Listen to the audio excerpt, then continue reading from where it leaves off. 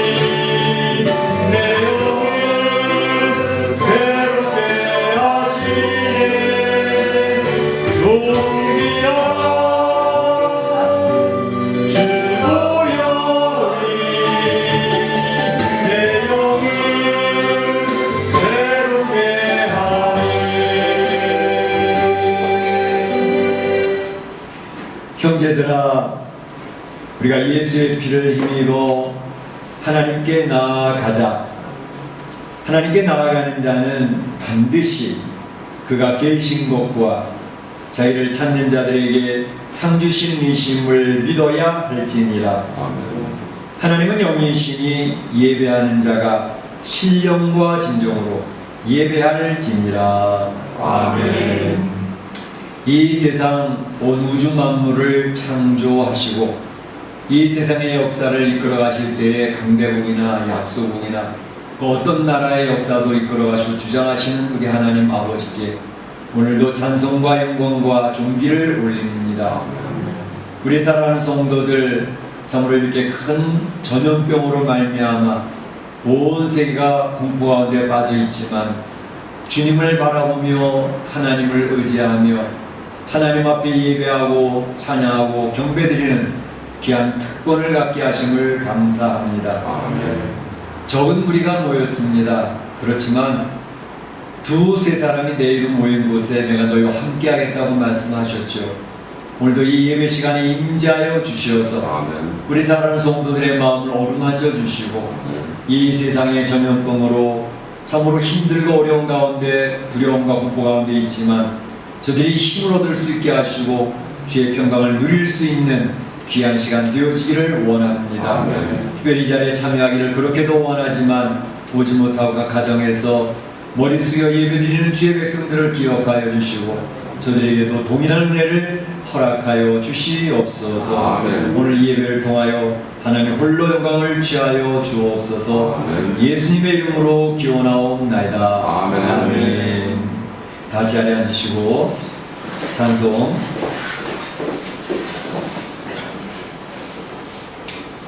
5장 천지가 만물들아 찬양 올리겠습니다.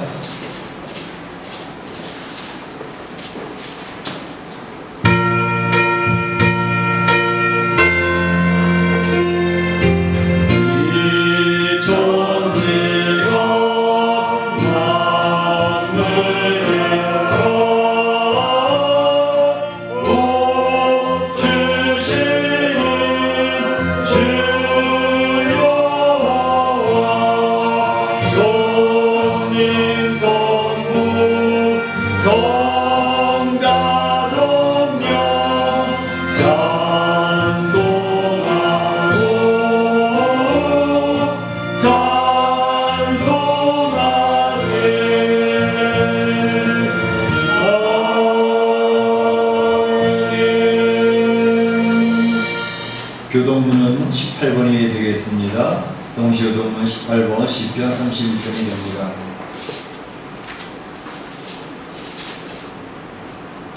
여호와여, 내가 주께 피하오니 나를 영원히 부끄럽게 하지 마시고 주의 공의로 나를 건지소서.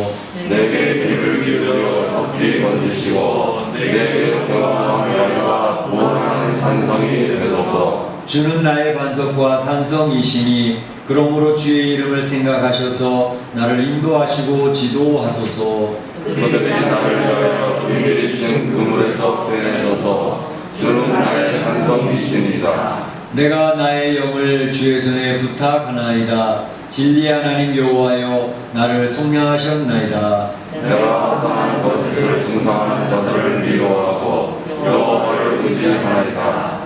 내가 주의 인자하심을 기뻐하며 즐거워할 것은 주께서 나의 고난을 보시고 환난 중에 있는 내 영혼을 아셨으며 나를 원수의 수중에 가두지 아니하셨고 내 발을 넓은 곳에 세우셨음이니라. 아멘.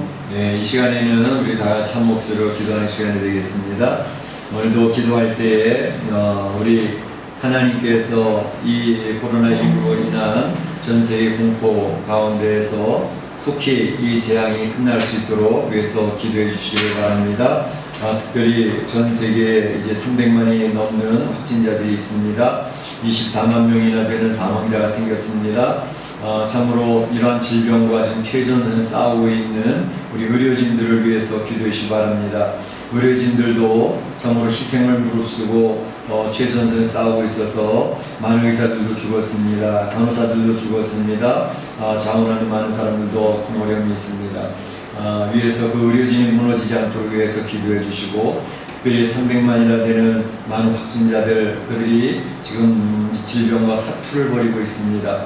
그들이 이 어려운 사투 가운데 하나님을 바라보고 하나님을 의지하며 잘 이겨내고 견뎌낼 수 있도록 위해서 기도해 주시고, 특별히 완전히 고독 가운데 빠져 있고 완전히 격리가 되어져 있는 가운데 있기 때문에 저들의 마음이 더 힘들 것입니다. 위에서 기도해 주셔서 이 어려운 때에 하나님을 의지하면서 주님의 나라를 바라보면서 주님 품양기는 귀한 시간이 있기를 바랍니다. 뿐만 아니라 이제 졸지에 사망을 당한 가정들이 엄청나게 많이 있지 않습니까? 장례도 치르지 못하고 그 시신들이 그저 길거리에 널려 있고 추억의 그 식구의 시신들이 썩어서 진물이 나고 있는 그러한 가운데 있어서 장례도 제대로 치르지 못하는 그런 어려운 가운데 있습니다. 어려움을 당한 그 가정들을 위해서 기도해 주시기를 바랍니다. 특별히 우리 멕시코 교민사회에 이런 확진자들이 이제 많아지지 않도록 위해서 기도해 주시고, 주님의 교회 공동체에 성도들이 감염되는 일이 없도록 위해서 기도해 주시고, 특별히 성도들의 가정이 이제 이러한 코로나19로 인해서 재정적으로 굉장히 어려워지는 가운데 있습니다. 가정의 재정이 위축되고 있고, 사업을 못하는 가운데 있고, 완전히 경제가 지금 바닥을 치고 있는 가운데 있는데, 이런 어려운 때에 하나님께서 우리 성도들의 가정을 지켜주시고 사업들을 지켜주시고 우리 성도들을 위로해 주시도록 해서 기도해 주시기 바랍니다. 다 같이 한 목소리 기도하겠습니다. 아버지 하나님, 저희를 불쌍히 여겨 주시옵소서. 저희를 불쌍히 여겨 주시옵소서. 아버지 하나님, 하나님을 모른다고 하나님의 뜻을 거부하고 자기 마음대로 살아가는 인생을 이 코로나라고 바이러스에 대해서 인생의 모습이 아무것도 아니고 산으로 빠른 모습처럼 쓰러져가고 있습니다. 아버지 하나님, 인간 인생의 모습에 처참함과 연약함을 주 앞에 고백하고 아버지 하나님께 감과 다윗이 하나님 앞에 기도하고 하나님 주의 날이 아래 피하기를 원합니다. 이 재앙이 날이 지나기까지 주의 날이 아래 부모로 달라고 기도하고 은혜를 베풀어 달라고 기도해서 다른 처럼 저희가 하나님 앞에 기도합니다. 하나님 이 재앙에서 피지나가게 하시고 이 재앙에서 저희들이 하나님을 바라볼 수 있게 하여 주시고 이 재앙과 싸우고 있는 의료진들을 기억하여 주셔서 저들의 의료진이 무너지지 않게 하여 주시고 참으로 많은 사람들 원증 가운데에서 힘들어하는 가운데 있습니다. 저들의 사태를 주님 기억하여 주시고 하나님 앞에 기도하는 감사에서 이겨낼 수 있는 저들을 수 있도록 도와여 주시고 아버지 하나님 인생의 연약함을 고백하게 하시고 저희들의 죄를 대지하며 잡아가는 주 앞에 설 수 있는 귀한 기만 되게 수 있게 하여 주시고 아버지 하나님 죽음 앞에 무력한 저희들이 주님의 부활의 역사를 바라보며 하나님 아버지의 부활의 영광에 찬양할 수 있도록 사망을 당한 모든 가족들이 이 가족들이 위로받을 수 있게 하시고 하나님 나라의 내세를 준비하는 사람을 우리 인생이 될 수 있게 하시고 더 이상 이러한 것에 대한 두려움이 없다가 이제 하나님 아버지 주시는 놀라운 능력으로 힘으로 말미암아 이겨낼 수 있도록 인도하여 주시옵소서. 주님께서 저희 인생들을 불쌍히 여겨 주시옵소서. 이려 여겨 주시옵소서. 오늘 주의 말씀을 나눌 때 주의 인지하심을 함께 하시고 주의 영광이 드러나게 하여 주시옵소서. 감사하고 예수님의 이름으로 나의 평안을 너에게 주노라. 내가 너에게 주는 것은 세상이 주는 것과 같지 아니하니라. 너희는 마음에 근심하지도 말고 두려워하지도 말라. 아멘. 네, 사도신경 신앙교도 하도록 하겠습니다. 여러분은 무엇을 믿습니까? 나는 전능하신 아버지 하나님 천지의 창조주를 믿습니다. 여러분은 무엇을 믿습니까? 나는 그의 일하신 하나님을 우리 예수 그리스도를 믿습니다. 영상으로 대되어 동정녀 마리아에게서 하시고 우리에게 고난을 받아 십자가에 못 박혀 주시고 사흘 뒤 사흘 만에 죽은 자 가운데서 다시 살아나셨습니다. 하나님의 은혜를 가지시다가 거기로부터 살아있는 자와 죽은 자를 심판하러 오십니다. 여러분은 무엇을 믿습니까? 나는 성령을 믿으며 거룩한 공교회와 성교의 교제와 죄를 용서받는 것과 몸의 부활과 영생을 믿습니다. 아멘. 찬송가 339장 찬양 하나님께 올리겠습니다.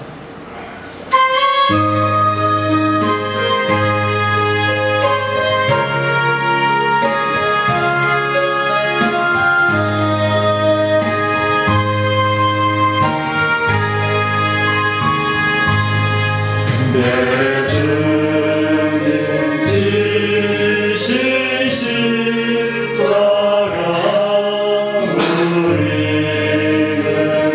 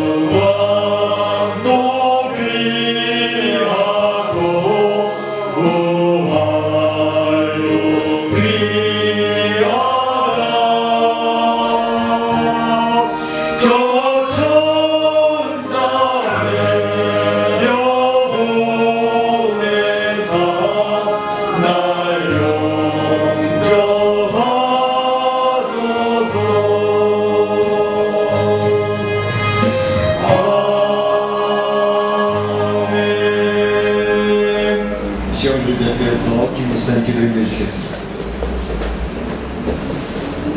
기도드리겠습니다.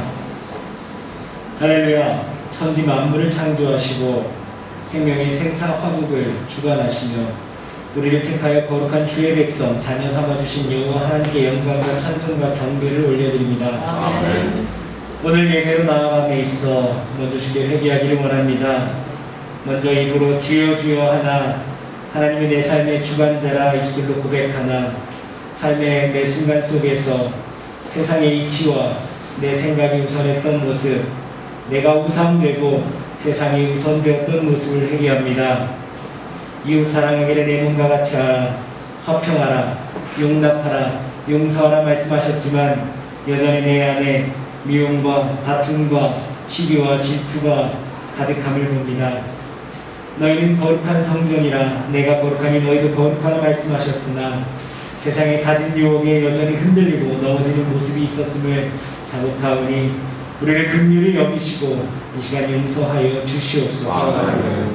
그럼에도 불구하고 주께 감사하옵기는 그 무엇으로도 깨뜨릴 수 없는 진리, 하나님께서 우리를 사랑하사 우리를 위해 당신의 독생자 예수를 이 땅에 보내사 우리의 죄를 대신하여 십자가에 달려 돌아가심으로써 우리의 죄를 담당케 하시고 대속하여 구원에 이르게 하여 주신 은혜를 감사드립니다. 아멘.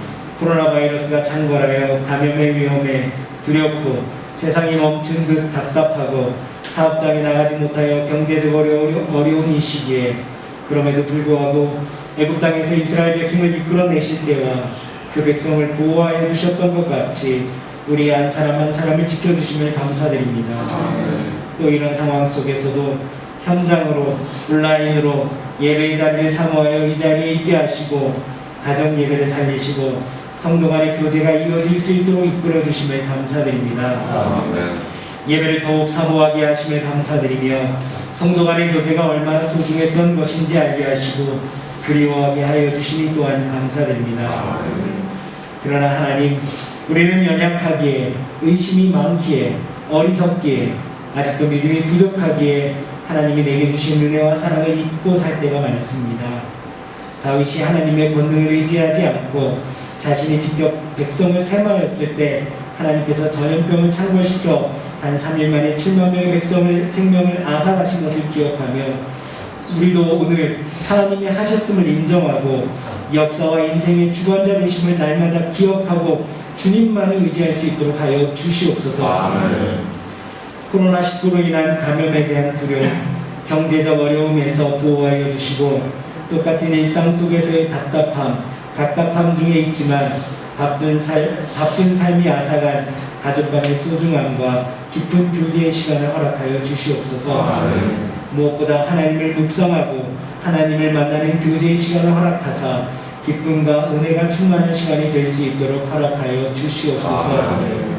우리 교회 성도들과 사랑하는 사람들을 건강하게 지켜주시고 코로나19를 예방하고 치료할 수 있는 백신과 치료제가 개발되며 속히 정상적인 생활로 복귀하게 하시고 우리에게 맡겨진 세상 일들 그 사업장이 속히 회복될 수 있도록 하여 주시옵소서. 아멘. 이를 위하여 싸우고 힘을 쏟고 있는 의정자들과 의료진들에게 힘을 더하여 주시고 안타깝게도 병상에 있는 이들에게 속히 회복될 수 있도록 하나님께서 치료하여 주시옵소서. 아멘. 특히 코로나19로 인해 사랑하는 사람을 잃어 큰 슬픔 가운데 있는 이들을 위로하여 주시옵소서. 그리하여 함께 우리가 교회 성전에 다시 모여 찬양하고 예배하며 얼굴과 얼굴을 직접 맞대며 대하며 하는 교제를 회복시켜 주시옵시고 우리 아이들이 즐겁게 뛰는 모습을 흐뭇하게 지켜볼 수 있는 그날을 기대하오니 속히 허락하여 주시옵소서. 아멘. 각 가정 개인의 사정을 잘 아시는 주님, 그 마음에 소망하며 간절히 하나님께 간구하는 것을 들어 응답하여 주옵소서. 아멘. 예배 자리에 있습니다. 현장이건 영상이건 장소와 매체에 관계없이 신실한 마음으로 사모하는 마음으로 거룩히 예배하게 하시고 시청자가 아닌 예배자로 이 자리에 각자의 자리에 있게 하여 주시옵소서. 아멘. 조재훈 목사님을 청지기로 세우셨으니 영육간에 더욱 강건하게 하시고 오늘 전하는 하나님의 말씀 가운데 힘이 있게 하시고 그 말씀을 듣는 우리로 아멘하며 화답하고 우리의 삶 가운데 적용할 수 있도록 하여 주시옵소서. 아멘. 우리와 함께 하심을 감사드리며 또 함께 하실 것을 믿으며 이 모든 것을 감사함으로 주님께 하나님께 예수님의 이름으로 기도드렸습니다. 아멘. 나와 나의 백성이 무엇이 간데 지금 즐거운 마음으로 들림이 있었나이까. 모든 것이 주께로 말미암아 싸우니 주의 손에서 받은 것으로 주께 드렸을 뿐입니다. 아멘.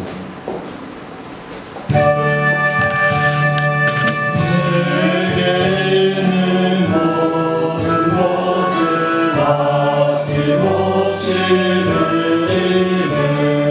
사랑하고 의지하며 주만 따라가기로 주께 드리네.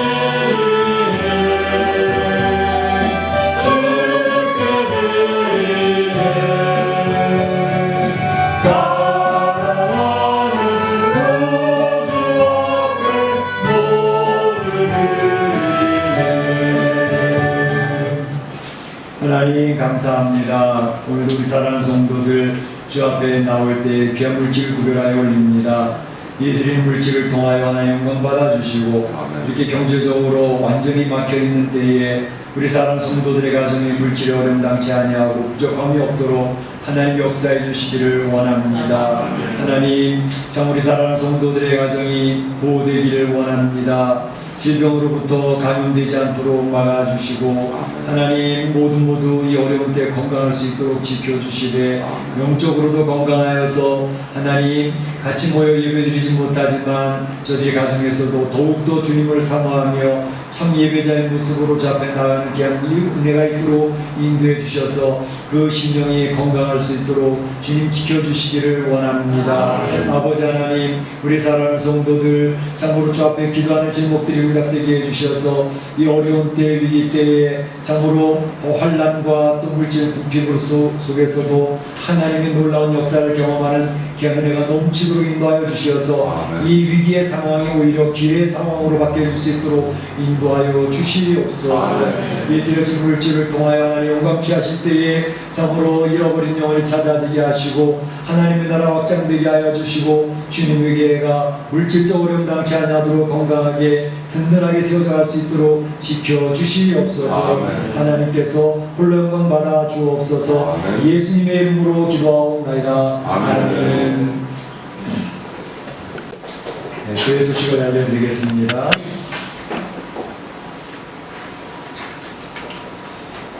이제 5월 첫 주가 되었네요. 5월달 맞이하면서 참으로 착잡한 마음이 있는 것은 죽음의 행렬이 지금도 계속되고 있지 않습니까? 오늘도 얼마나 많은 사람이 죽을지 모르겠습니다. 그래도 장례도 치르지 못하고 추억의 몇십 구씩 시체가 쌓여있고 병원 복도에 시체들이 쭉 늘어져 있고 하는 것들을 보도를 보면서 가슴이 얼마나 아픈지 알 수가 없습니다. 참 이런 죽음의 행렬이 있는 가운데 있지만 우리 성도들 오히려 이 5월달에 생명의 승리가 넘쳐나는 그러한 은혜가 있어지길 바랍니다. 그래서 하나님 앞에서 예배에 집중해서 은혜가 넘치시기를 축복합니다. 5월달부터 대신방을 하겠다고 지난번 연기된 적이 있었는데 지금 대신방할 상황이 아니라서 대신방이 가능할 때까지 연기하도록 하겠습니다. 착오 없으시기를 바라고요. 이제 목장 모임을 모이지 못하고 있는 가운데 있지만 목장 카톡방을 통해서 서로 은혜를 풍성히 나누어서 서로 격려하는 시간 되어지길 바랍니다.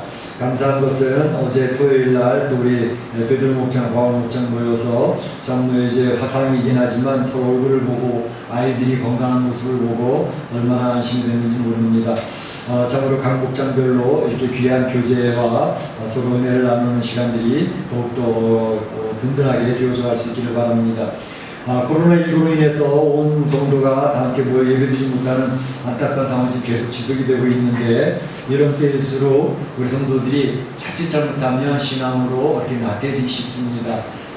이제 일주일에 한 번씩 와서 교회에서 예배를 드리면 또다시 이렇게 우리의 마음이 이제 다시 점검이 되는데, 가정에서 있다 보니까 가정에서 이제 마음을 다해서 예배를 드린다 하더라도 예배 드리는 상황이 흐트러지기 때문에 또 이제 자칫 오랫동안 벌써 한 달이 지나가고 이제 한 달 이상 더 이제 진행될 것 같은데, 이렇게 하다 보면 우리가 자칫 영적으로 이제 떨어질 수가 있습니다.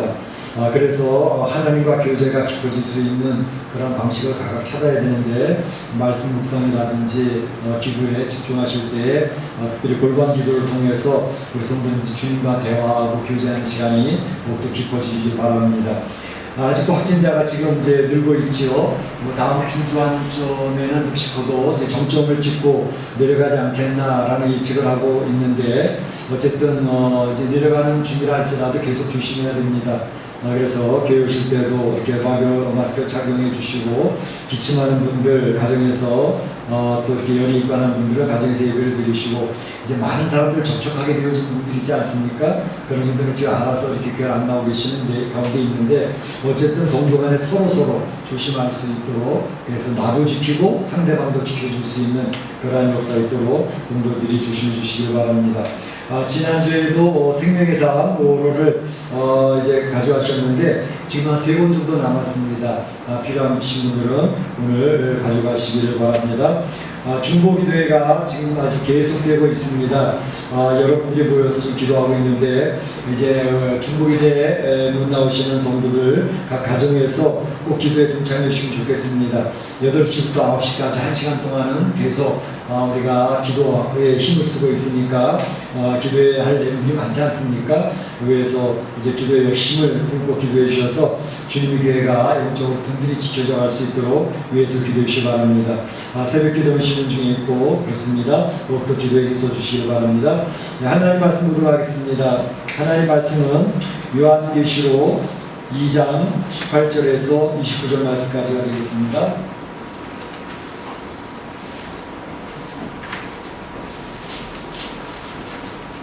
두아디라 교회의 사자에게 편지하라. 그 눈이 불꽃 같고 그 발이 빛난 주석과 같은 하나님의 아들이 이르시되, 내가 내 사업과 사랑과 믿음과 섬김과 인내를 나누니 내 나중이가 처음부터보다 많도다. 그러나 내게 책망할 일이 있노라. 자칭 선지자라는 여자 이세벨을 내가 용납하미니 그가 내 종들을 가르쳐 꾀어 행음하게 하고 우상의 재물을 먹게 하는도다. 또 내가 내게 할 기회를 주었으되 자기의 명령을 내게 하고자 하기 주었노라.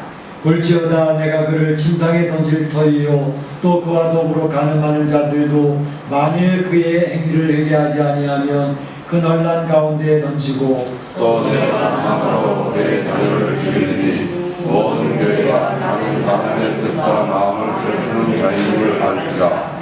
내가 너희 막사하는 의대로 갚아주리라. 두아디라에 남아있어 이 교훈을 받지 아니하고 소위 사탄의 깊은 것을 알지 못하는 너희에게 말하노니 다른 짐으로 너희에게 지울 것은 없노라. 다만 너희에게 있는 것을 내가 올 때까지 굳게 잡으라. 이기는 자와 끝까지 내 일을 지키는 그에게 만국을 다스리는 권세를 주리니, 그가 장장을 가지고 그들을 다스려 이들을 괴롭히는 것과 같이 하리라.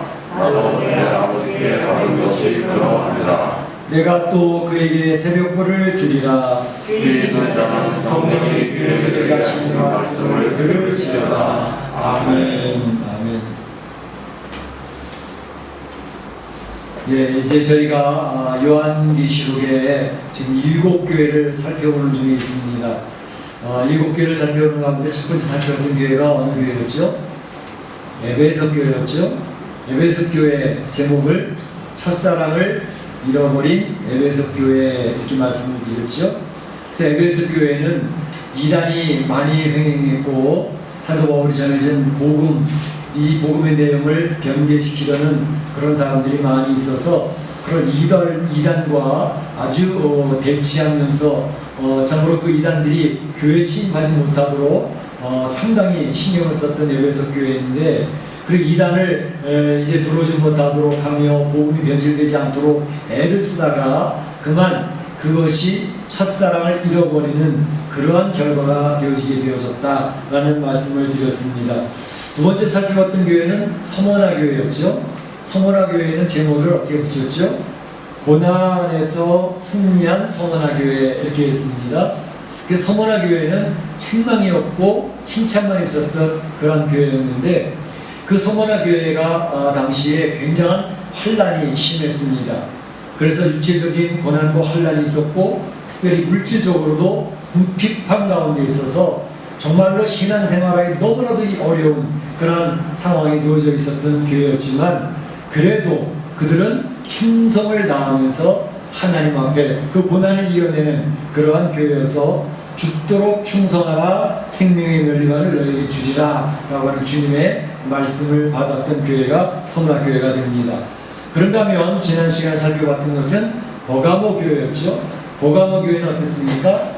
그 지역이 사단의 권자가 있는, 그래서 사단의 권자에서 싸운 버가모 교회 이렇게 말씀을 드리지 않았습니까?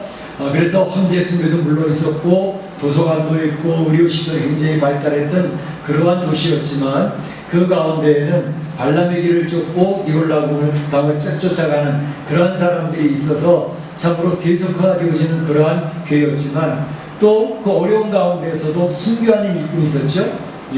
안디바와 같이 감옥, 성동 가마솥에서 구워지고 태워지는 그런 순교를 감당하면서 믿음을 지켰던 그런 귀한 인물이 있었던 교회였다라는 것을 말씀을 드렸습니다. 오늘 네 번째로 두아디라 교회를 살펴보려고 하는데, 오늘 두아디라 교회 제목은 악을 용납한 두아디라 교회 이렇게 제목을 정해놨습니다. 그래서 이제 먼저 살펴볼 것은 두아디라는 도시는 어떠한 도시였고 어떤 환경이 있었는가 살펴보겠고, 또 두아디라 교회가 칭찬받았던 내용은 무엇이었고 책망받았던 내용은 무엇이었는가, 주님께서 권면하시는 내용은 무엇이었는가, 이런 내용들을 살펴보고자 합니다. 우선 두아디라라고 하는 도시, 이 도시는 어떤 도시였나? 지난번에 살펴봤던 버가모 도시에서 내륙쪽으로 동쪽으로 한 70km 정도 더 내륙으로 들어가는 곳에 있었던 곳이 두아디라라는 곳입니다. 근데 이 두아디라는 동서남북으로 교통의 요충지였습니다. 그래서 이제 동쪽에 있던 사람이 서쪽으로 갈 때 반드시 두아디라를 거쳐가야 됐고, 또 남쪽에 있던 사람이 북쪽으로 가야 될 때도 두아디라를 거쳐가는, 그래서 우편로로 사용하는 그러한 도시였습니다. 근데 이 두아디라는 곳은 이제 직조, 이제 옷감 짜는 거죠. 옷감 짜는 것으로 굉장히 유명했던 곳이고, 또 염색, 옛날에 대구에서 옷감 짜고 염색하는 게 유명하지 않았습니까? 그것처럼 바로 이곳은 이제 이러한 직조와 또 염색, 그리고 또 이제 도기, 그 그릇을 만드는 거, 그 다음에 피혁, 가죽 제품들, 이런 것들을 만드는 데 특화되어져 있던 그러한 도시였던 것을 볼 수가 있습니다. 특별히 두아디라의 사람이 유명한 사람이 성경에 한 사람 나오는데, 사도행전 16장에 보게 되면 두아디라 여자가 소개되고 있습니다. 누군지 기억하시겠습니까? 두아디라 여자? 자주장사? 루디아. 자주장사 루디아. 왜 자주장사를 했을까요? 빨간색, 그러니까 이 옷감 이런 것들을 파는데, 이제 두아디라 출신인데 바로 빌립보에까지 와가지고 그런 이제 카페, 터키도 지금도 그렇지 않습니까? 빨간색 그 카페 그게 유명하지 않습니까? 그러한 것을 가서 옷감도 팔고 이런 직종물을 파는 그런 일을 감당했던 사람이 루디아였는데 빌립보까지 왔다고요. 바로 두아디라는 소아시아 지역이었지만 빌립보는 유럽의 첫 성입니다. 유럽으로 연결되어진 첫 성인데 거기까지 와서 바로 이러한 옷감을 팔고 하는 일을 했는데, 그러니까 두아디라의 그 옷감이 그 직조 또는 그 염색이 얼마나 굉장히 유명했는가 하는 것을 미로 짐작해 볼 수가 있는 것이죠. 그런가 하면 이 두아디라의 또 특징은 뭐냐 하면 이렇게 여러 가지 피혁이라든지 가죽 제품을 다루는 거라든지 염색이라든지 또 옷감 짜는 거라든지 이런 것이 굉장히 발달되어진 특화된 도시였는데, 그러다 보니까 그 이제 이 전문적인 그런 사람들이 모여서 이 조합을 만드는 그런 도시였습니다. 그래서 노동조합, 그러니까 동업조합들이 많이 만들어져 있는 그런 도시였고, 바로 이런 조합제도는 나중에 중세시대 때 길드라고 하는 게 있지 않습니까? 길드라는 것이 있어가지고 그 길드를 통해서 이제 굉장히 그 산업을 발달시키는 그런 일이지 않았습니까?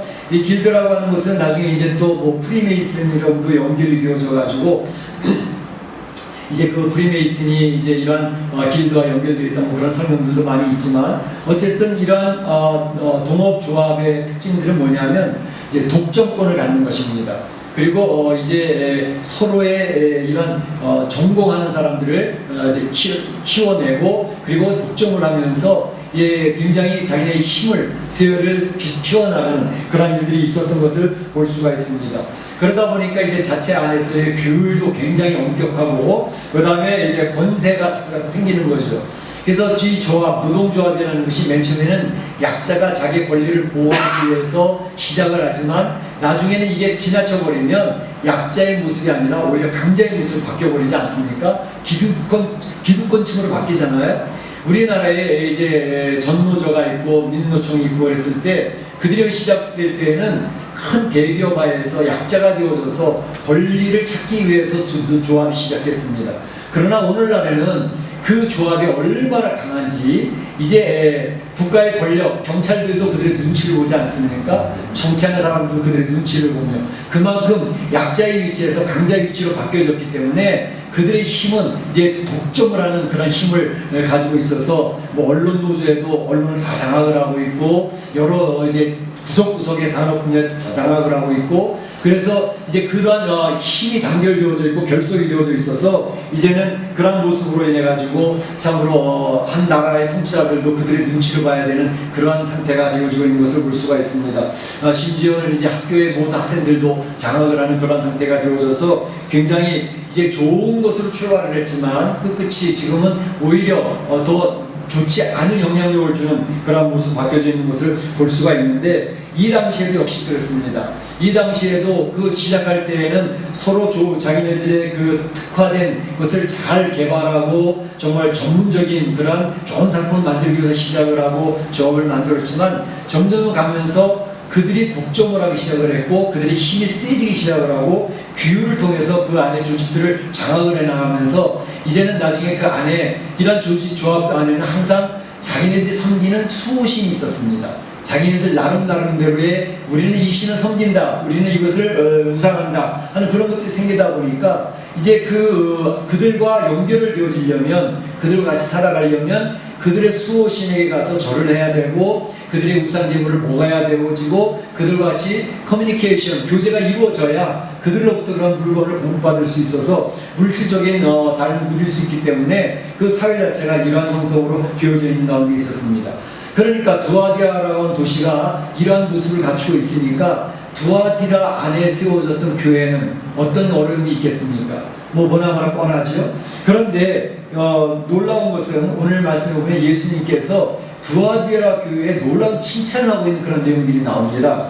두아디라 교회가 이제 다른 교회들처럼 황제 숭배라든지 여러 우상 숭배라든지, 특별히 이 두아디라 교회는 이러한 길드처럼 동업조합의 그 강력한 그러한 세력들이 있어가지고 그들과 서로 교제하지 않으면 먹고 살 수가 없는 그런 상황이 있는 그런 세상이었는데, 두아디라 교회에 예수님께서 칭찬하시는 거죠. 칭찬하시는 19절에 나오는데, 내가 내 사업과 사랑과 믿음과 섬김과 인내를 아노니 내 나중 행위가 처음 것보다 많도다, 이렇게 얘기하고 있습니다.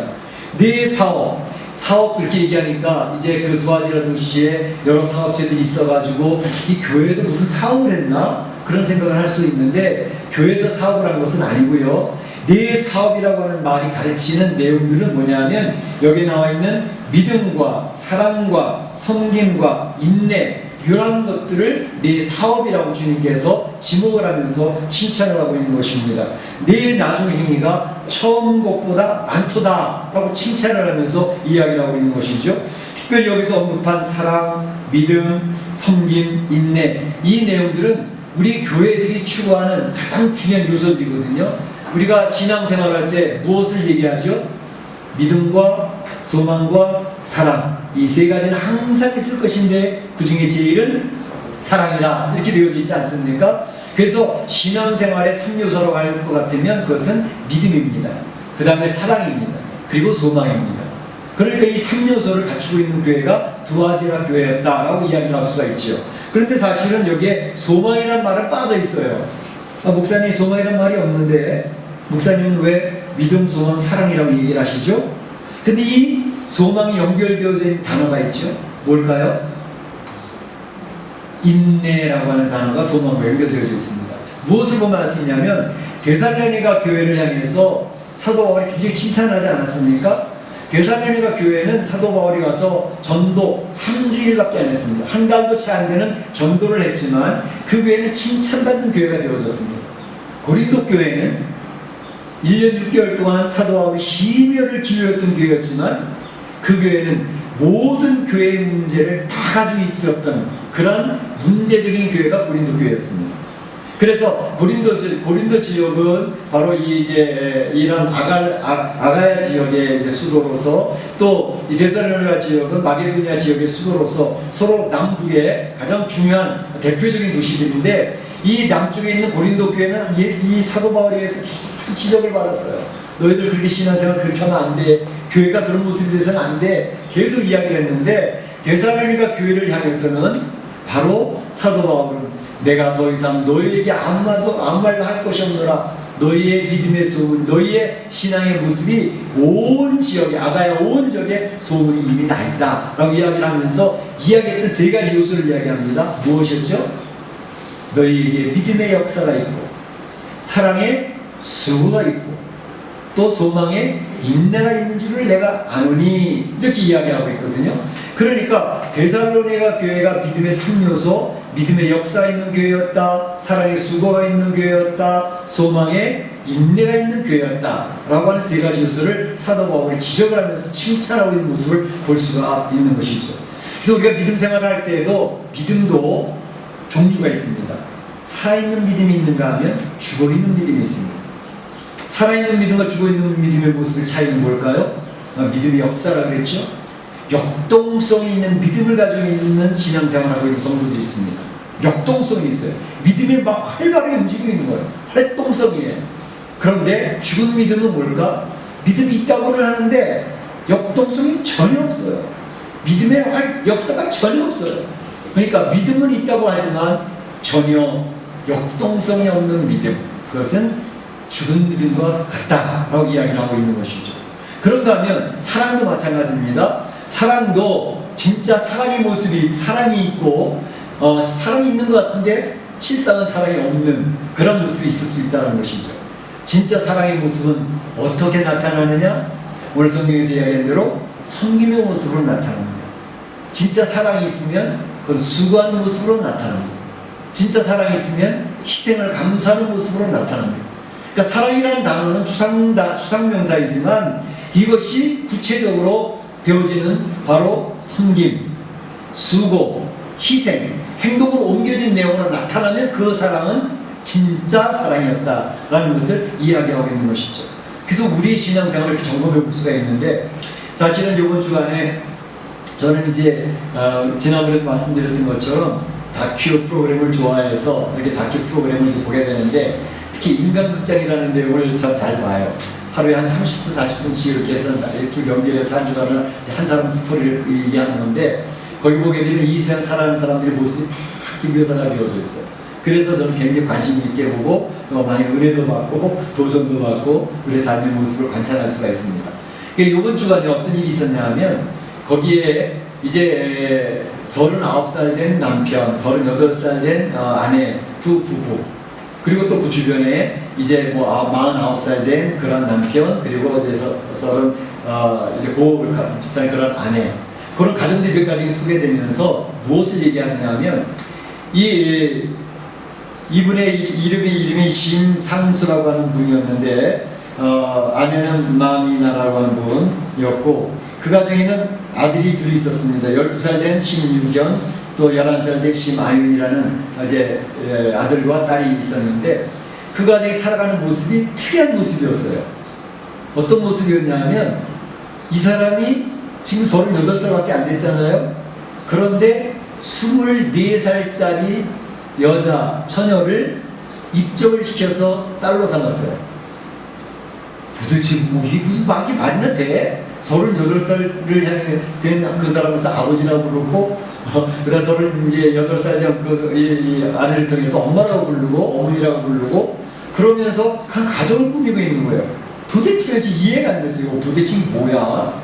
근데 그 주변에 있는 사람도 49살인데 21살짜리, 22살짜리 또 아들과 딸을 또 입양을 해서 같이 생활을 하고 있는 거예요.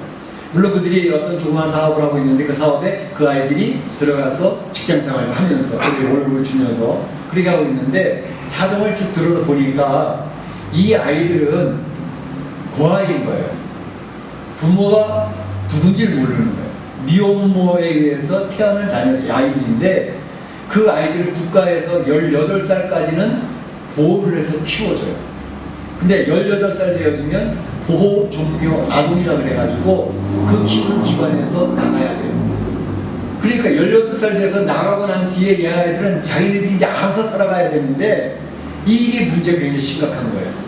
1년에 한 2,500명 정도가 보호 종료 아동이 되어져서 18살 이상이 되어지면 나와서 자기네들이 알아서 살아가는 그런 사회가 되는데, 이제 이 친구들은 한 대학교 동아리였어요.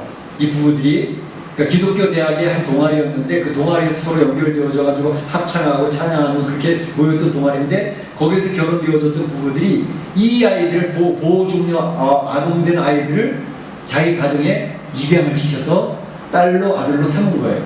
근데 그렇게 했던 이유가 있더라고요.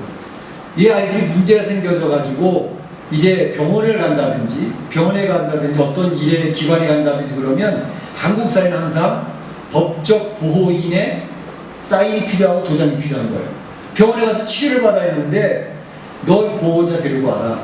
아, 내가 보호자 하겠다고. 아니, 그거 말고 법적 보호인이 있어야 사인을 해야 된다. 그렇게 하다 보니까 이 아이들은 병원에 가서 치료 받을 수도 없고 또 기관에 들어갈 수도 없고 법적 보호인이 없어서, 그러니까 이 아이들을 법적 보호인이 되도록 자기 집 호적에 올린 거예요. 올려서 병원에 가더라도 법적 보호인으로 사인을 하고, 어떤 직장 취직할 때도 법적 사인을 하고 하는 그런 모든 일을 이 부부들, 젊은 부부들이 그 일을 감당해 주면서 그 아이를 키우는데, 거기서도 중요한 것은 뭐냐면, 이 24살 되어진 여자 청년인데, 38, 39살 된 아버지, 어머니 그렇게 꼭 부르더라고요. 근데 거기서 느끼는 게 뭐냐면, 자기는 이 가정이라고 하는 울타리가 얼마나 소중한지 처음 알게 됐습니다.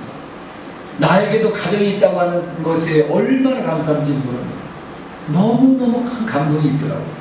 그래서 그 가정이 있어서 이제는 기댈 데가 있고, 또 외갓집도 갈 수 있고, 또 이제 할아버지 집에도 갈 수 있고 하는 그런 내용들이 쭉 설명되어진 내용이었는데, 너무너무 감동적이었어요. 야, 저 사람들 너무 멋있게 살아가는구나. 젊은 사람들인데 저런 가치관을 가지고 저렇게 멋있게 살아가는 거. 그 가정의 식구들의 이제 삶의 모습들을 쭉 보여주니까, 뭐 화가 났다가 또 웃었다가 또 아이들하고 뭐 하는 이런 것들을 쫙 보여주는데, 그 삶 속에 섬김이 있는 거예요. 그 삶 속에 희생이 있는 거예요. 서로의 마음을 돌봐주는 모습이 있었더라고요. 그걸 보면서, 야, 기독교인이 저렇게 멋지게 살아갈 수 있구나 라는 생각을 많이 해봤어요. 너무 멋진 인생을 살아가는 모습을 보면서 굉장히 도전을 많이 받았습니다. 그러니까 우리가 신앙생활하며 하나님의 사람으로 살아간다고 하는 것이, 실제로 믿음을 가졌고 사랑을 실천하는 것이 이러한 삶의 모습 속에서 그렇게 드러날 때에 우리 하나님 얼마나 기뻐하실까, 또 어느 누군가에게 선한 영향력을 주고 그에게 좋은 영향을 미칠 수 있는 그런 삶을 살아간다면 정말로 멋진 크리스찬이 아닐까 그런 생각을 하면서 보았던 그런 내용이었습니다. 뿐만 아니라 이들이 이제 그 소망에 인내가 있다는 것은 그러니까 이 사람들이 소망을 갖더라고요. 이제 비전을 갖더라고요. 부모에게 버림받아서 자기 부모니가 누군지도 모르고 살아가다가 꿈도 없이 살아가다가 이제는 나도 무엇인가 할 수 있겠다라고 하는 소망을 갖기 시작하더라고요. 비전을 갖기 시작하더라고요. 나도 이런 식으로 그냥 살면 안 되겠다. 우리 부모님이 보여주는 것처럼 나도 멋진 인생을 살고 싶다라고 하는 소망을 갖기 시작을 하니까 어려운 일이 있어도 방송통신대학 다니면서 인내하면서 공부하기 시작을 하고 그러면서 열심히 무엇인가 꿈을 가지고 이제 나도 가르치는 강사로서 일하고 싶다 그런 꿈을 가지고 살아가니까 거기에 소망이 있었고 그 소망을 이루기 위해서 힘든 시간들이 있는데 그걸 인내로 이겨내고 있더라고요. 얼마나 멋진 인생의 모습인지 알 수가 없었습니다. 오늘 예수님께서 바로 이 두아디라 교회를 칭찬했던 모습은 그런 모습이었습니다.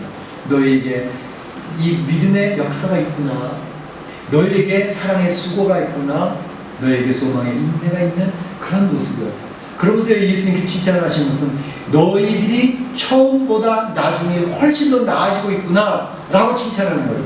이게 얼마나 귀한 칭찬입니까? 처음보다 나중에 낫다고 하는 칭찬, 굉장히 중요한 칭찬이죠. 에베소 교회는 처음이 굉장히 좋았습니다. 이단과 싸워서 이겨냈으니까, 지켜냈으니까. 그런데 나중에 안 좋았습니다. 그러다 보니까 가슴이 굉장히 차가워졌고 아주 다른 사람을 경계하는 눈빛으로 보기 시작을 했고 사랑을 잃어버리면서 에베소 교회의 시작은 멋있게 시작을 했는데 끝날 때에는 아주 처음보다 못한 모습이 되어졌다. 두아디라 교회는 반대로 시작할 때는 그 어려움 속에서 시작을 했는데 나중에는 점점 좋아지는 그러한 모습이었다라고 예수님이 칭찬하고 계시는 것이죠. 이게 굉장히 신앙생활의 중요한 모습이라고 봐요. 신앙생활에는 뭡니까? 예수 그리스도의 생명이 우리 죄성으로 신음받고 죽을 수밖에 없던 존재 안에 들어왔다는 건 아닙니까? 그 생명의 씨앗이 우리 안에 심겨졌기 때문에 우리 성도들은 생명체가 되어진 것입니다. 생명체의 특징은 뭐죠? 자라남입니다. 성장함입니다. 성숙해져가는 것입니다. 그렇기 때문에 생명체가 바위 위에 생명의 씨앗이 하나 떨어졌어도 이게 어떻게 자라날까 했는데 바위를 깨뜨려가면서 자라나서 싹이 나고 자라나서 열매를 맺는 그 나중에 바위를 깨뜨려버리는 그런 놀라운 역사가 있지 않습니까? 바로 이게 생명이 있는 사람들의 특징입니다.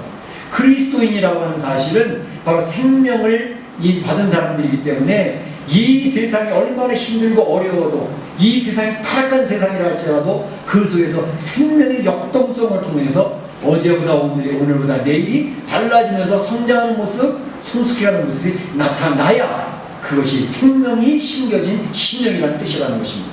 그래서 검증이 되어져야 된다는 것입니다. 우리 신앙은 이렇게 검증이 되어져서 예수님이 오늘 두아디라를 칭찬했던 것처럼 그 칭찬받는 교회가 되어지기를 소원합니다. 그렇게 되시기를 축복합니다. 그럼 책망받은 내용은 무엇일까? 두아디라 교회의 실수의 내용이 있었습니다. 그것은 뭐냐면 바로 20절에 있는 것처럼 자칭 선지자라는 여자 이세벨을 네가 용납함이니, 자칭 선지자라는 여자 이세벨을 너희가 용납함이니 이렇게 얘기했어요. 이세벨 그러면 떠오르는 게 뭐죠? 이세벨이 누굽니까? 아합왕의 아내이잖아요. 시돈 여인으로서 아합왕, 국제 이스라엘 왕 아합왕 굉장히 강력할 때였는데 시돈의 여인을 자기 아내로 삼았습니다. 근데 그 아내가 가지고 들어왔던 게 뭐죠? 바알과 아세라. 이 우상을 가지고 들어와서 북쪽을 완전히 물들여버리지 않습니까? 바알과 아세라장 섬기는 그런 나라를 완전히 물들어버렸습니다. 그래서 이스라엘 나라가 망하게 된 거 아닙니까? 또 한 가지는 이 이세벨은 뭘 했죠? 다르게 신앙생활을 하는 사람들을 핍박을 했습니다. 대표적인 사람이 엘리야를 죽이려고 그러잖아요. 바알과 아세라, 자기가 좋아하던 바알과 아세라 선지자들을 죽였다고 내가 엘리야를 죽이기 전까지는 내가 결코 물러날 수가 없어. 그래서 신앙인 하나님의 사람을 죽이려고 그리고 애를 쓰던 사람이 이세벨이었습니다. 또 한 가지는 이 이세벨은 어땠죠? 자기가 가지고 있는 권세를 가지고 약자를 핍박하고 약자의 것을 빼앗는 사람이지 않았습니까? 어디에? 나봇이라고 하는 사람이 포도원을 가졌습니다. 크지도 않아요. 작은 거 한 덩어리예요. 그런데 아합 왕이 그게 갖고 싶었어요. 다른 거 줄 테니까 그거 줘라. 그래도 싫대요. 왜? 우리 조상들이 물려준 땅인데 내가 어떻게 이것을 왕이라 하더라도 드릴 수 있겠습니까? 그래서 이제 이 아합왕이 싫음 고민하고 하니까 이세벨이 뭐라 그랬죠?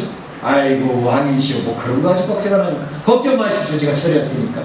그래서 가짜 거짓 증인을 세워서 바로 나봇이 왕을 욕했다라고 뒤집어 씌워서 돌에 맞아 쳐 죽여버리지 않습니까? 그리고 나봇의 포도원을 빼앗아서 왕이시여 포도원이 여기 있습니다. 줬던 사람이 이세벨입니다. 그러니까 이 이세벨이라고 하는 사람은 우상 숭배로 나라를 망하게 만들었고 뿐만 아니라 하나님의 사람을 핍박을 하면서 공격을 했고 그리고 약자의 것을 빼앗아 가는 그런 나쁜 여자였던 것으로 이세벨은 되어져 있습니다. 근데 아니 이 두아디라 교회에 왜 이세벨이라고 하는 여자를 언급하고 있을까? 구약의 아합왕이 있던 그 이세벨을 이야기하는 것은 아니겠죠? 그와 같은 역할을 하던 여인이 두아디라 교회 안에 들어와 있는데 그걸 용납하고 있다는 것을 지금 언급하고 있는 것입니다. 바로 이 이세벨은 어떤 여인이었을까? 두아디라 교회 안에 보게 되면 아마도 두아디라 교회에서 상당한 영향력이 있는 리더의 아내가 아니었을까라고 생각하는 사람이 있고 또 어떤 사람은 아마 이 여인은 지금 그 두아디라는 지역에 동업 노조가 있지 않습니까? 동업이란 조합이 있는데 그 조합에 연결되어져 있는 사람으로서 상당한 부를 축적한 사람으로 알려져 있습니다. 그러니까 이제 돈을 엄청나게 많이 벌었어요. 그러니까 경제적으로 힘이 있으니까 그 두아디라 교회를 헌금을 많이 하면서 우지자지하는 거예요. 지 마음대로 끌어가려고 하는 거예요. 바로 그런 부분에 대해서 얘기하는 것이고 또 여기서 보게 되면 자칭 선지자라고 하는 말을 통해서 얻을 수 있는 힌트는 뭐냐면 공식적으로는 이 여인이 그 두아디라 교회에 직분 있는 사람이 아니에요. 리더의 위치에 있는 사람이 아니에요. 그런데도 불구하고 자기가 자칭 나는 선지자야 라고 이야기를 하면서 영적인 내용도 우지자지하려고 하는 그런 영향력을 미치려고 했다고 하는 사실을 언급하고 있는 것입니다. 당시에 두아디라 교회 성도들이 신앙생활을 잘하고 있음에도 항상 꺼리끼는 게 있었던 게 뭐냐면 바로 이 노동조합, 이 동업조합과의 관계를 어떻게 할 것이냐라고 하는 문제였죠. 자기가 먹고 살아야 되면 그들을 속에서 무엇인가 연결을 시켜하면서 물질 생활을 해야지 그렇지 않으면 경제생활이 안 되니까 이걸 어떻게 해야 될까에 대한 고민이 이 두아디라 교회 성도들은 늘 있었던 것이죠. 그들과 같이 타협을 할 것인가? 아니면 내 신앙을 지킬 것인가? 어떻게 내 먹고 살지? 하는 문제에 굉장히 고민이 있었던 것이죠. 오늘날에도 성도들이 신앙생활 하면서도 이 먹고 사는 문제, 경제 문제에 대해서 내가 어떻게 신앙을 지키면서 먹고 살 것인가 고민이 많지 않습니까? 두아디라 교회 성도들이 그랬다는 거예요. 그런데 바로 그때 이세벨이 나타나서 그들을 위로하는 척하면서 그들에게 영적인 영향력을 미치는데 이렇게 얘기를 하는 거죠. 야, 우리가 신앙생활을 잘하는 거 중요해. 잘해야지 물론. 그런데 먹고 살려면 그들과 연결이 돼야 돼. 그들과 연결이 돼야지 우리가 물질적으로 좀 부도 부리고 그리고 교회가 헌금을 많이 해야 교회가 성장을 해서 교회가 영향력 있는 교회가 될 거 아니야? 맞는 말이잖아요. 그들의 우상 가서 좀 한 번 하면 어때? 가서 좀 한 번 하고 그럼 뭐 하나님 그 이해하시지 않겠냐고. 그러면서 그렇게 해서 성경에서 이야기는 뭐냐면 이 이세벨이 그 두아디라 교회 성도들을 꿰어서 행음하게 하였고 우상제물을 먹게 하였도다 이렇게 되어 있어요. 여기서 행음이라고 하는 사실은 그 영적인 가늠만을 이야기하는 게 아니라 실제적인 행음을 이야기합니다. 그러니까 실제적으로 그 당시에 이 동업조합들은 그렇게 하면서 오고 가는 길, 그 길이 굉장히 중요한 교통로이지 않습니까? 많은 사람이 오고 가면서 거기 지나가면서 이러한 사람들을 통해서 그들이 쾌락을 누리게 됐던 것이죠. 그런데 바로 그러한 것들을 교회에 자꾸 스며들게 만들었다는 것입니다. 그래서 성교회가 지금 위기에 놓여져 있다고 해서 이해합니다. 버가목 교회에서도 하나님께서 조심시켰던 게 뭐냐 하면 발람의 길을 좀 쫓는도다. 또 그들이 뭘 얘기하고 있죠? 니골라당의 교훈을 받는도다 얘기했잖아요. 이거 발람의 길은 뭐였어요? 우상제물 먹고 이방인 여인들과 어울려도 돼. 그게 발람의 길이잖아요. 또 니골라당은 뭐예요? 아, 우린 구원받은 사람들이니까 어떻게 살든지 상관없어. 우린 구원받을 게 분명하니까. 그러면서 자기는 사는 게 세속적으로 살아가는 거죠. 하나님의 두려움이 없습니다. 자기 생각대로 살아가는 거죠. 항상 자기를 합리화시키면서 내가 손해나는지는 절대 안 돼. 내 이익이 있는 건 내가 취하고 그러면서 신앙을 그냥 이용을 하는 것입니다. 신앙생활의 중심은 나지 하나님이 될 수 없어요. 그러니까 하나님 중심의 신앙이 아닌 자기 중심의 신앙생활, 이게 오늘날의 가장 무서운 싸움이 되는데, 인본주의 신앙이냐 신본주의 신앙이냐의 싸움이 나중에 사단과의 싸움이 되어지는 것입니다. 그러니까 적그리스도는 불신자 속에서 나오는 게 아닙니다. 하나님의 이름을 부르는 사람들 가운데 세상 권세를 휘어잡고 세상 권세를 가지고 그리스도인들과 교회를 핍박하며 이제 성도들을 무너뜨리는 것이 적그리스도로 드러나게 될 것입니다. 바로 오늘날 성도들이 생각할 것이 뭐냐면, 우리는 세상적인 가치관을 가지고 살다가 성경을 읽으면서 성경적인 가치관으로 변화가 되어져 가고 있어요. 그래서 성경적인 가치관을 가지고 세상을 보는 눈이 생겼고, 성경적인 가치관을 가지고 생활하는 방식으로 우리 익숙해서 많이 훈련받고 있는 중이에요. 그런데 이 사람들이 된 마지막 때에는 세상적인 가치관이 하나님의 가치관, 성경적인 가치관보다 더 위를 두는 겁니다. 아니, 나라에서 이렇게 하라 그랬잖아. 그러니까 그렇게 해야 되는 거야. 그러니까 내가 가지고 있던 성경적인 가치관이 세상적인 권위가 더 높아져 버리니까 그 가치관으로 우리가 변경이 되어지는 거죠. 그럼 이 세상에서 이야기하는 가치관대로 살아야 우리가 존재하지, 그렇게 살지 않아서 어떻게 신앙이 존재할 수 있어? 이렇게 되어져 버리니까 그들을 따라가는, 그들과 타협해야지만 살아갈 수 있는 그런 가치관으로 바뀌면서 적당한 신앙생활로 바뀐다는 것입니다. 바로 이것이 세속화입니다. 이것이 자기중심의 인본주의 신앙으로 바뀌는 것입니다. 마지막 때는 바로 이러한 싸움이 강렬하게 나타나게 될 것이라는 것입니다. 그러면서 교회는 서서히 무너져가는 것입니다. 왜? 다 자기중심적으로 살아가니까. 하나님 중심의 사람이 자꾸 무너져가요. 그래서 이 이세를 용납한다고 하는 것이 주님 앞에서는 굉장히 문제가 되고 있다는 것을 예수님께서는 이해하고 있는 것이죠. 그래서 예수님께서 오늘 여기서 결론적으로 선언하는 내용이 있는데, 선언하는 내용은 뭐냐? 이세벨에게도 이야기했고 이세벨을 따르는 사람들에도 이야기를 했습니다. 그에게 회개할 기회를 주었으되, 회개할 기회를 주었으되, 사람이요, 내가 생각했던 대로 그렇게만 살면 얼마나 좋겠습니까? 성경적인 가치관을 살다가도 우리는 무너지는 존재가 우리라는 사실을 우리는 성경을 보고 있지 않습니까? 그런데 바로 무너졌을 때에 하나님께서는, 야, 너 하나님 말씀대로 살지 않는구나, 바로 징계하시는 분이 아니라 너 지금 많이 흔들리고 있어. 하나님 앞에 잘못됐다는 사실을 인정하고 시인해. 그리고 돌아서야 돼. 라고 회개할 기회를 제공을 하시는 거죠. 가룟 유다에게도 예수님이 얼마나 그를 불러대면서 그가 돌이킬 수 있는 기회를 주고 계십니까? 마찬가지로 우리가 쓰러지고 넘어지고 내가 약해서 세상을 따라갈 때 주님께서는 돌이켜야 돼, 지금이야, 지금 돌이켜야 돼, 회개해야 돼 라고 몇 번의 경고를 주시면서 우리를 돌이킬 기회를 주십니다. 그런데 문제는 오늘 이세벨은 돌이키지 않았다라고 얘기합니다. 오늘 성경에서 이야기하는 것은 그 이세벨은 회개할 기회를 얻었을 때, 주었을 때 그는 거부하였다라고 이야기를 하고 있습니다. 또 이세벨을 따르는 자들, 그들이 즐긴 침상이 있지 않습니까? 쾌락을 즐겼습니다. 세상 적당히 타협을 하면서 세속화된 신앙을 생활했습니다. 그들에게는 내가 침대에 던져버릴 것이요, 이렇게 했습니다. 침대에 던져버린다는 것은 그들이 즐기는 침상에서 그들이 병들어 죽을 것이라는 것을 이야기합니다. 그들이 즐기는 그것에 의해서 성병이 걸려요. 그들이 즐기는 그것에 의해서 쾌락에, 마약에 도취돼서 벗어나지 못합니다. 그 질병 때문에 죽는 것입니다. 그래서 사망으로 그 자녀들을 죽일 것이요 라고 이야기를 하고 있는 것을 볼 수 있습니다. 그래서 회개하지 않으면 그 삶이 망가지고 그 가정이 망가지고 그 교회도 망가지게 될 수밖에 없다라는 사실을 이야기하고 있는 것입니다. 우리 하나님은, 우리 예수님은 어떤 분이신가? 바로 눈에 불꽃이 있는 분이시고 발에 빛난 주석 같은 분이시다. 빛난 주석, 주석은 항상 심판을 이야기하는, 노제단은 항상 심판을 얘기하는 거거든요. 그러니까 불꽃 같은 눈을 가지고 살피시는 하나님이 우리 심령을 살피고 행위를 살피기 때문에 하나님 앞에 회개하지 않으면 그 행위대로 심판을 받을 수밖에 없다라고 이야기를 하는 것입니다. 그런데 감사한 것은 두아디라교회에 남은 자들이 있다라고 하는 사실을 이야기하고 있습니다. 뭐라고 얘기하시냐면, 바로 두아디라에 남아있는 이 교훈을 받지 아니하고 소위 사탄의 깊은 것을 알지 못하는 너희에게 말하노니, 이게 누굴 얘기했냐면 두아디라 교회 안에 남은 자들에 대해서 이야기합니다. 남은 자, 렘넌트라고 그러죠. 끝까지 남아있는 사람. 성교의 구속사는 남은 자의 역사입니다. 부르터기 신앙이라고 그러죠. 부르터기는 뭐예요? 큰 나무를 잘라버렸습니다.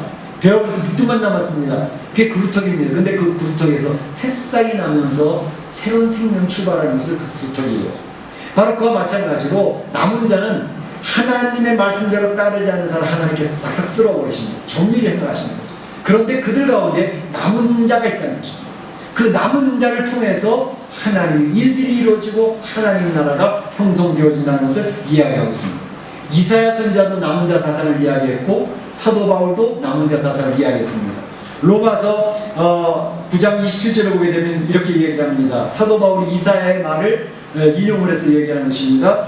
이사야가 이스라엘에 관하여 외치되 이스라엘의 뭇 자손의 수가 비록 바다의 모래 같을지라도 바다의 모래처럼 이스라엘 자손이 엄청나게 많이 퍼졌다는 거죠. 그래도 남은 자만 구원을 얻으리라 했기 때문에 이사야가 외치는 내용입니다. 이사야 시대에 많은 하나님의 백성들이 하나님 섬기다 부르고 있었지만 하나님 앞에 신앙을 끝까지 지키고 견디는 사람이 많지 않았다는 것을 의미합니다. 그 남은 자만 구원을 얻을 것이야 라고 이야기하고 있는 것이죠. 이 남은 자 사상입니다. 마지막 때도 동일합니다. 로마서 11장 5절에도 그렇게 얘기합니다. 그런즉 이와 같이 이제도 은혜로 택하심을 따라 남은 자가 있느니라. 남은 자가 있느니라. 엘리야 선지자가 나 이제 이세벨에 의해서 죽게 생겼습니다. 저를 죽여주십시오 라고 이야기할 때 하나님 뭐라 그러시죠?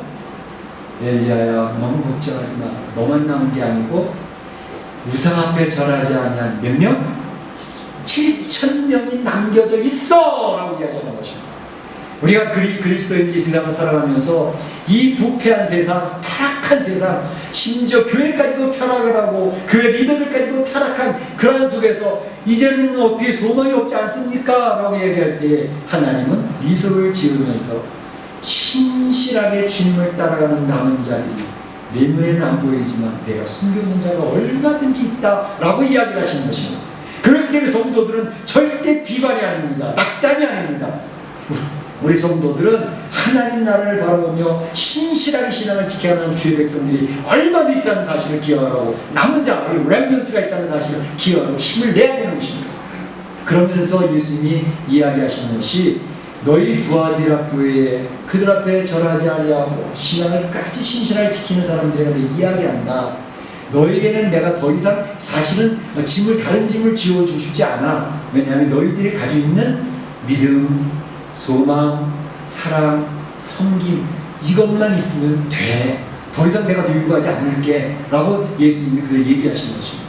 그것을 끝까지 내가 올 때까지 굳게 붙잡아라 라고 이야기를 하고 있습니다. 그거 붙들고 있으면 된다는 것입니다.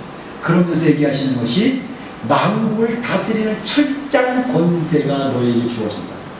예수님이 이 땅에 오셔서 철장 권세를 가지고 이 세상을 다스릴 때 너희 같이 동참해서 이 세상을 심판하는 심판자가 될 것이야. 이 세상을 바로 성도들은요, 이 세상을 다스릴 사람들이라는 확신을 가지시기 바랍니다. 여러분을 통해서 이 세상이 다스려지게 될 것입니다. 또 한 가지 예수님이 약속하시는 것은 너희가 남은 자가 돼서 이겨내면 끝까지 붙들고 승리하면 너희들에게 새벽별을 주리라. 새벽별을 주리라. 새벽별은 바로 무엇을 얘기하냐면 예수 그리스도를 이야기합니다. 예수 그리스도와 영원토록 동행하여서 하나님의 영광을 바라보고 주의 은혜를 누리는 그런 성도가 될 것이라는 사실을 이야기하는 것이 오늘 두아디라 교회에 주님께서 결론을 주신 것입니다. 마태복음 24장 13절에 있는 것처럼 끝까지 견디는 자는 구원을 얻으리라 라고 선언하고 계시는 것입니다. 오늘 사랑하는 성도들이 오늘 이 두아디라 교회라고 살펴보면서 우리의 신앙을 점검해 보시고 끝까지 견디어서 승리하는 성도들 다 되시기를 주님의 이름으로 축복합니다. 축원합니다. 네, 시간마다 참 목사님 기도하겠습니다.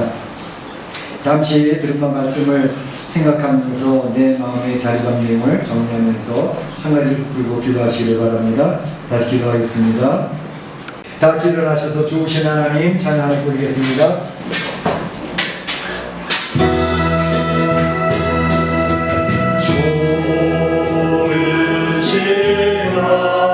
나의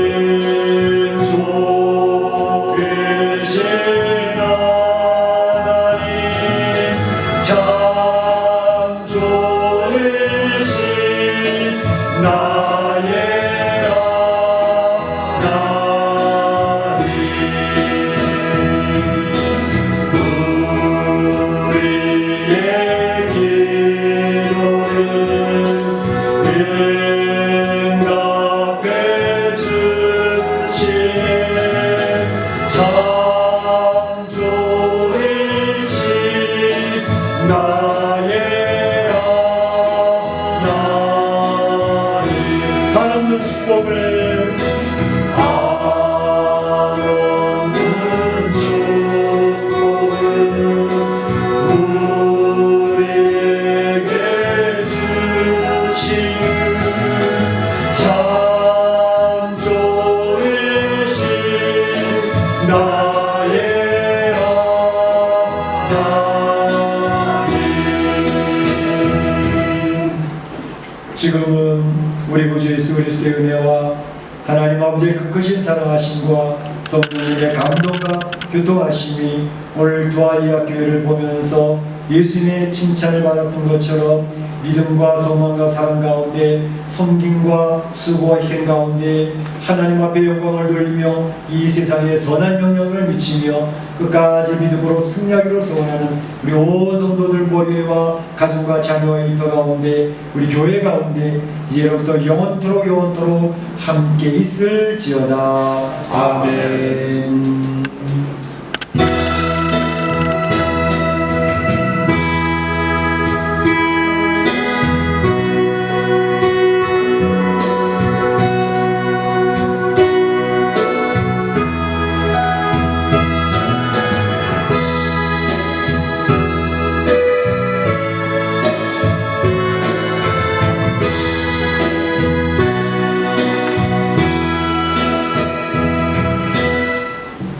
감사합니다. 예배를 마치겠습니다.